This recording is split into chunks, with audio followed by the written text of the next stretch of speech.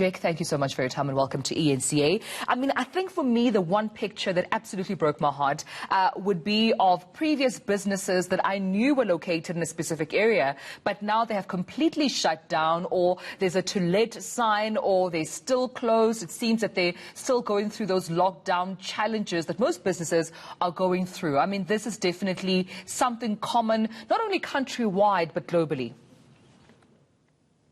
No, for sure. I mean, it's absolutely heartbreaking to see businesses, big and small, that are struggling through a variety of issues, and a lot of them are going through some significant layoffs and restructuring, and then certainly quite a few of them, certainly the ones in the hospitality industry or anything majorly connected to airlines or to airports, they're really going through major issues, and a lot of them are closing down.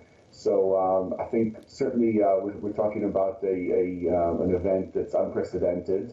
I don't know from I'm probably a skeptic a little bit in terms of the actual results of the pandemic itself or the virus itself, but certainly there's no denying the absolute magnitude of the effect of the shutdowns and the lockdowns, and everybody, the whole world going into a tailspin.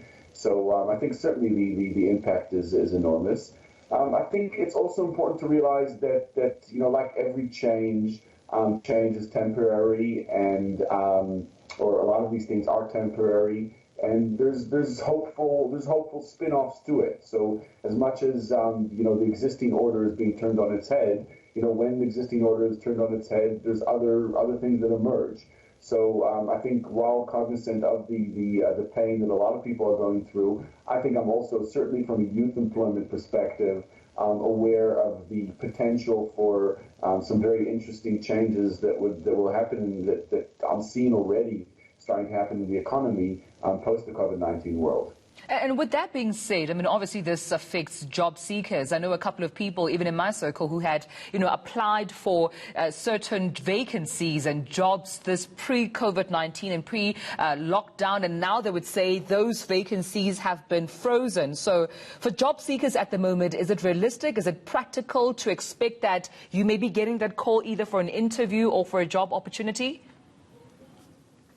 So I think a lot of the positions that were on offer before the pandemic hit us are definitely being suspended, put on hold. A lot of the existing positions that people had before are also being impacted in a very serious way. But I think there are a lot of industries that are finding a sort of new lease on life through this thing. I think there's I think just a simple example would be the food delivery businesses, where we're embarking on a very significant project as we speak to train and deploy scooter riders throughout the country because of the tremendous increase in the need for food deliveries.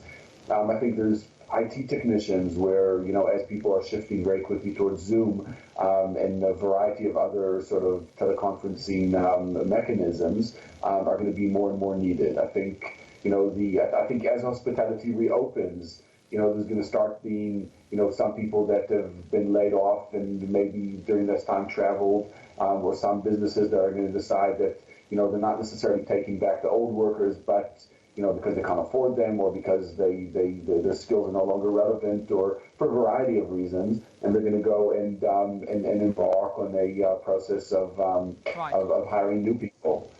So there are quite a few opportunities, and I don't think people should lose hope at this point in time. I think people should realize that it's a changed environment, it's a changed world, but like that offers challenges, it also offers significant opportunities. All right, Jake, we'll have to leave it at that, but thank you so much for just painting that picture for us. Jake Willis from Lula Way, that is the CEO.